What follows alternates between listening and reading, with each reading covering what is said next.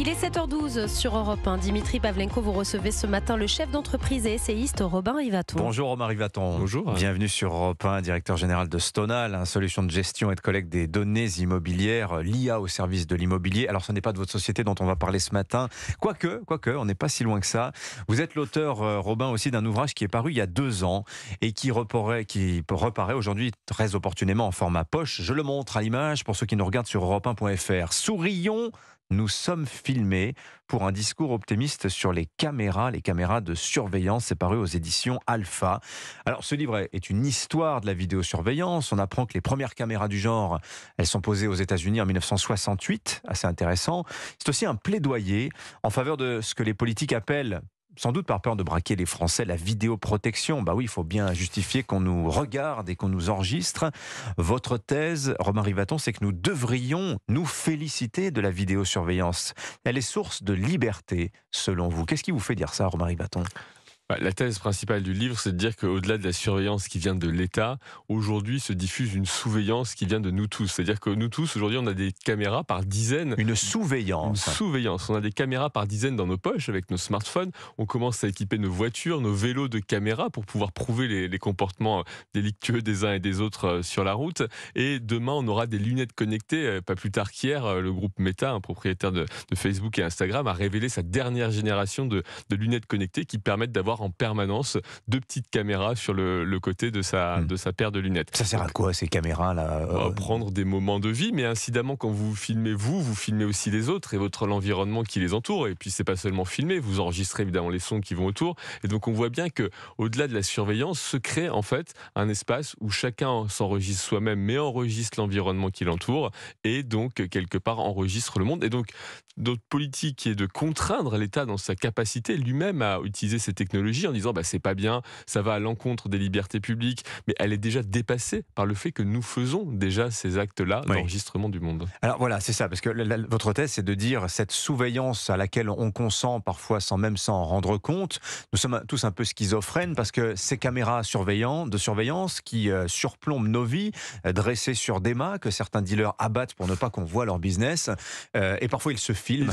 C'est vraiment la mise en abîme la plus absolue. Il y avait eu une vidéo assez célèbre dans le quartier de la Petite Hollande à Besançon où les dealers se sont filmés en mettant sur TikTok à un moment où ils démontaient un mât de vidéosurveillance. Donc c'est la mise en abîme absolue. Vous refusez d'être filmé, mais vous vous filmez en refusant d'être filmé. Mais pourquoi, alors justement, pourquoi ça pose problème ? Pourquoi la vidéosurveillance pilotée par l'État, par la puissance publique, pose problème en France, d'après vous ? Elle ne pose pas problème, c'est bien ça tout le problème justement. C'est qu'aujourd'hui, quand on regarde les sondages sur très longue période, vous avez entre 75 et 80% des Français qui déclarent leur intérêt ou en tout cas leur adoption de ces solutions. On a eu récemment un débat sur l'adoption des solutions d'analyse algorithmique, donc capacité des algorithmes à traiter ces images en masse, parce que l'être humain on peut pas mettre un être humain derrière chaque caméra, il faut qu'il y ait des algorithmes qui puissent les traiter.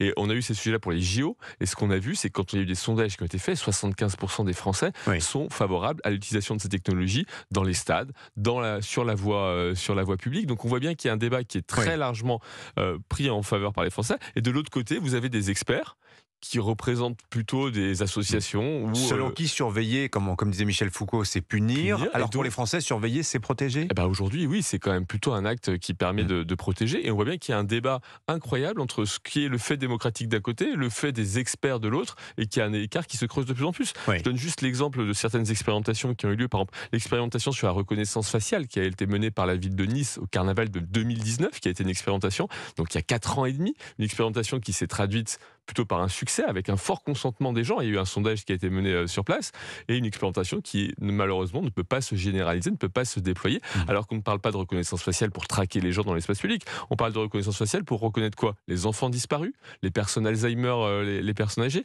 les gens qui sont sur la liste des personnes recherchées, donc des gens qui auraient, par exemple, quitté une prison de manière délictueuse. On voit bien que ce sont des cas d'usage qui ne sont pas restrictif des libertés publiques. Alors, dans votre livre, Robin Rivaton, d'ailleurs, vous attaquez, vous ciblez la CNIL, la Commission nationale informatique et liberté. Vous dites que sur la question de la vidéosurveillance, précisément, à la lumière de ce que vous venez de nous dire, elle joue contre les Français.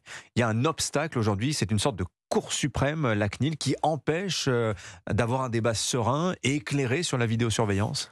La CNIL est une autorité administrative indépendante qui est là pour prendre un certain nombre de décisions et surtout éclairer le législateur. Le problème, c'est qu'aujourd'hui, le législateur, un peu pusillanime, se cache très souvent derrière les avis de la CNIL pour donner le terrain d'expérimentation d'un certain nombre de ces cas d'usage. Le but, c'est pas de dire qu'il faut les généraliser d'un coup d'un seul et que ce soit un Far West absolu. Oui. C'est de pouvoir permettre des expérimentations. Et une fois que l'expérimentation a eu des effets positifs, de se dire ça mérite une généralisation. Mais quand vous voyez par exemple le cas de la ville de Nice que vous avez cité en exemple, Romain Rivaton, on sait que Nice a toujours été pionnière sur la question de la vidéosurveillance. On est à, je crois, une caméra pour 130 habitants à Nice. Oui, mais on voit aussi que la délinquance, elle continue de progresser de manière galopante à Nice, avec des taux de croissance sur certains types de délits de l'ordre de 5% par an. Donc est-ce que ça marche vraiment? Ou est-ce que c'est parce qu'on l'en empêche finalement, cette vidéosurveillance? La vidéosurveillance a aujourd'hui des effets très forts dans la résolution des enquêtes, donc permet de pouvoir résoudre des enquêtes. Elle ne permet pas d'empêcher qu'un fait délictueux ou criminel se passe. Mais aujourd'hui, ce qu'il faut bien voir, c'est que, là, encore une fois, un être humain ne peut pas analyser tous les flux des images qui lui arrivent. Il faut qu'on ait cette capacité à pouvoir avoir un traitement intelligent des images et des flux vidéo. Donc des caméras capables de reconnaître des visages, etc. Reconnaître aussi d'une situation, par exemple, vous allez avoir un attroupement de foule. Si vous êtes dans une rue qui est normale et qui est passante, vous avez un flux de circulation piéton normal, tout d'un coup vous avez un attroupement, c'est qu'il s'est passé quelque chose d'anormal. Ça ne veut pas dire que c'est forcément un crime ou un délit, mais ça mérite qu'on attire l'attention. Voilà. Et aujourd'hui, on n'a pas le droit d'utiliser ce type de technologie, en tout cas dans des champs d'expérimentation extrêmement restreints. Et c'est là où on doit agir, et c'est là où on doit se permettre d'expérimenter, encore une fois. Sinon, l'État sera moins bien armé que ses citoyens. Et c'est ça qui est terrible, c'est que l'État ne sera même pas capable de prouver son histoire ou de prouver son récit. Alors, mais justement, est-ce que ça n'est pas déjà trop tard? On a adopté il y a quelques années de cela un règlement général de la protection des données, le RGPD, à l'échelle européenne, qui protège l'individu. Est-ce que le RGPD aujourd'hui est un obstacle au déploiement d'une vidéosurveillance efficace? Non, le RGPD n'est pas un obstacle. D'ailleurs, certains pays européens ont eu des positions beaucoup plus avancées. La plupart des pays européens ont des positions beaucoup plus avancées que la France sur ces sujets-là.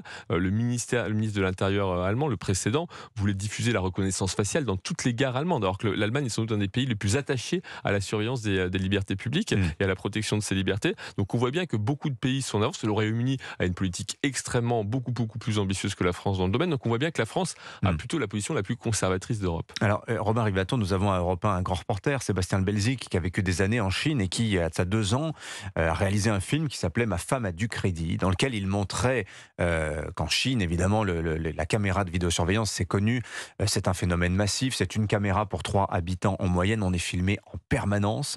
Et évidemment, ça effraie beaucoup de Français qui se disent là, on est basculé dans une version dystopique de cette vidéosurveillance, au point où l'État a un contrôle normatif sur vos comportements.